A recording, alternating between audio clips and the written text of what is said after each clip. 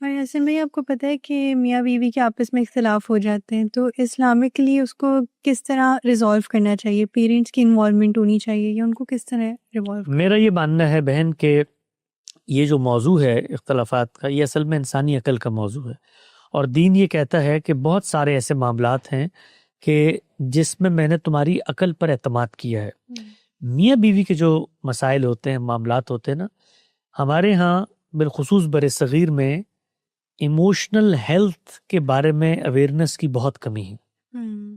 हमें physical health के बारे में तो अवेयरनेस है, क्योंकि वो हमें नज़र आ रही होती है ना, जिस्म की आपने हिफाजत करनी है, लेकिन आपका बिहेवियर, आपका कॉन्शियस, आपकी जो शख्सियत है उसकी कभी हम कदर नहीं करते कभी उसका, और हमें ये नहीं पता कि उसको भी बीमारियां लाक हो जाती हैं। तो मियाँ बीवी जब एक सोसाइटी में रहते हैं मिलजुल के, तो वो दो शख्सियात रखते हैं, और इंसानी शख्सियात के बहुत ट्रॉमास होते हैं। कुछ वो खुद पैदा करता है, कुछ उसको इनहेरिटेंस में मिलते हैं।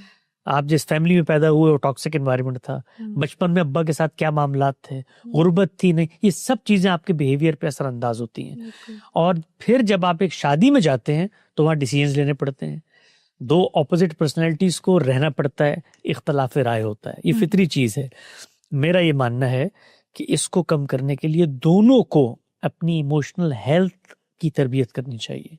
और ये तरबियत कैसे होगी? ये तरबियत मौजूदा दौर में थेरेपी के जरिए होती है। हमारे यहाँ जो थेरेपी है, बिलखुसूस पाकिस्तान, इंडिया, बांग्लादेश, इन माशरों में, वो आमतौर पर कहा जाता है जब कोई बंदा पागल हो जाए तो माहिर नफ्सियात के पास जाता है। नहीं, माहिर नफ्सियात के पास सेहतमंद आदमी जाता है, क्योंकि उसको ये शऊर होता है कि मैं अपनी नफ्सियात को बेहतर से बेहतर करूं तो मैं किसी का सहारा लूं।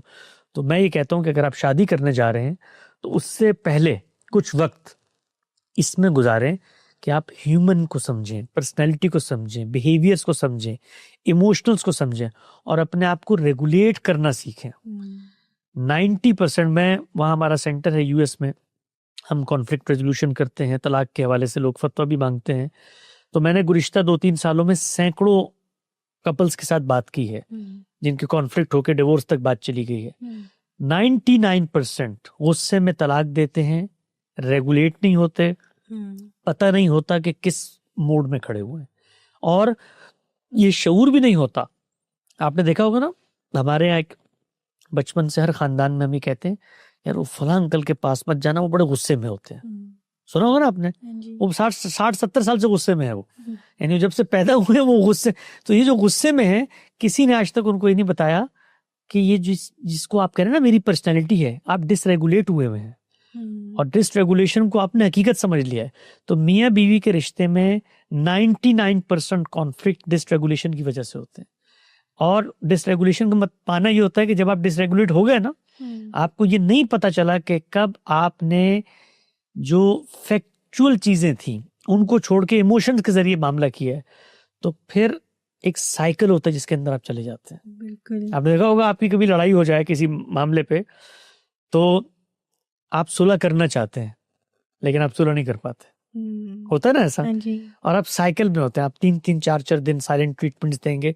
अब ये जो काम है ये दीन के करने का नहीं है, ये इंसानों के करने का। और मैं आपको मजे की बताऊं, हमारी जो मुसलमानों की हेरिटेज है, रिवायत है, उसमें एक इंस्टीट्यूशन था जो ये काम करता था, और वो था खानका का इदारा।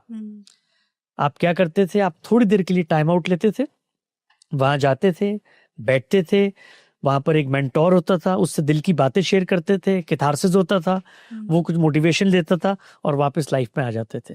तो हमारे यहाँ इसका खात्मा हो गया। तो मैं ये कहता हूँ कि हर वो शख्स जो शादी करना चाहता है, कम से कम शादी करने से पहले 3-4 महीने थेरेपी ले, किसी अच्छे माहिर नफ्सियात के पास जाए, और उसको अपनी लाइफ की शॉर्टकमिंग्स बताए मेरा टेम्परामेंट इन चीज़ों पे लूज होता है, मुझे इन चीज़ों पे गुस्सा आता है, वो उसके साथ कायम करेंगे। इट्स लाइक अ साइंस, और आपका बिहेवियर भी साइंस की तरह होता है। मैं कोई नफ्सियात का माहिर नहीं हूँ, मेरी बेगम साइकोलॉजिस्ट हैं, तो उनसे मैं सीखता रहता हूँ बहुत सारी चीज़ें, और ख़ुद भी अपने आप को रेगुलेट करने की कोशिश करता हूँ। हम सबको इसकी ज़रूरत होती है। बहुत सारी ऐसे पहलू होते हैं ह्यूमन बिहेवियर के अंदर कि जब आप उनको ट्रिगर करते हैं ना, तो उसके बाद सेंसिबल चीज़ हो ही नहीं सकती। मतलब तो मैं अपनी बेगम से ही पूछता रहता हूँ मैं चीज़ें। हमारी बॉडी के अंदर एक फाइटर जेट मोड होता है, ठीक है ना, और वो अल्लाह ने रखा है जैसे ही देखें आपको कोई चम्मच उठा के मारता है ना तो आप एकदम से मुंह यूं करती हैं, ये अल्लाह ने रखा है फौरन से।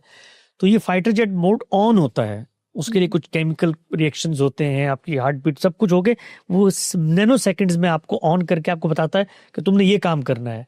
बिल्कुल। यही काम जब आप किसी से गुफ्तगू कर रहे हो ना और उसको पॉइंट आउट करें, यू फिनोमेना, कि तुमने ये किया। देखिए मियां बीवी के झगड़ों में 90% ये होता है, तुमने ये किया, तुमने बच्चे को नहीं किया, तुमने ये किया, मैं तुम्हें। तो जैसे ही यू फिनोमेना होता है तो human body fighter jet mode on कर देती है। तो उसके बाद क्या होता है, आप डिफेंसिव हो जाते हैं, 4 बातें आप करेंगे, 4 बातें वो करेगा, उसके बाद अच्छा वो फिर आदमी क्या कहता है, इसने मुझे हर्ट किया है ना तो मैं इसको इससे ज्यादा हर्ट करूं। तो वो कभी भी वहां तक नहीं रहता। वो फिर क्या करता है, वो वहां पर जाता है जो शख्सियत उसको महबूब है। तो कहता है कि तुम्हारे तो अब्बू भी ऐसे ही, तुम्हारी तो अम्मी ने भी मेरे साथ ये किया था, तुम्हारा तो खानदान ही ऐसा। देखिए 90% ये हो रहा होता है। तो इसमें हम सबको, और इसका जो असर होता है बच्चों पे, इमेजिन वो बच्चे जो टॉक्सिक एनवायरनमेंट में बड़े होते हैं, जो अपने माँ बाप की लड़ाइयाँ देखकर बड़े होते हैं, वो मतलब दुनिया में हुक्मरान बन जाते हैं, कामयाबियां मिल जाती हैं, ट्रॉमास नहीं जाते उनके। बिल्कुल। तो मियाँ बीवी का जो ये रिश्ता है, ये असल में बच्चों के लिए अल्लाह ने बनाया है। तो हम खुद तो बहुत खुद गर्ज होते हैं, मेरे पास बहुत सारे कपल्स आते हैं, मैं कहता हूँ आप लोग खुद गर्ज हैं, छोड़ दें अपने आप को, अपने बच्चों के बारे में सीखें कि भाई इनकी खातिर हमने कुछ कॉम्प्रोमाइजेस करने हैं। और कामयाब अज़दवाजी ज़िंदगी, मैं कोई लाइफ हेल्थ कोच नहीं हूँ, मैं आपको कोई बहुत मोटिवेशन की बातें, मेरे सेल्फ एक्सपीरियंस है जो बता रहा हूँ। कामयाब जो मैरिटल रिलेशनशिप है ना, उसका राज ये है कि आप कॉम्प्रोमाइज करना सीखें। कॉम्प्रोमाइज का मतलब ये नहीं होता कि आप गलत अपने आप को कह रहे हैं। कॉम्प्रोमाइज का मतलब होता है मैनेज करना सीखें। पर्सनैलिटी को मैनेज करेंगे, दूसरी तरफ भी इंसान है, जब आप मैनेज करेंगे वो भी मैनेज करेगा, तो मिलजुल कर आपका रिलेशनशिप आगे बढ़ता रहता है।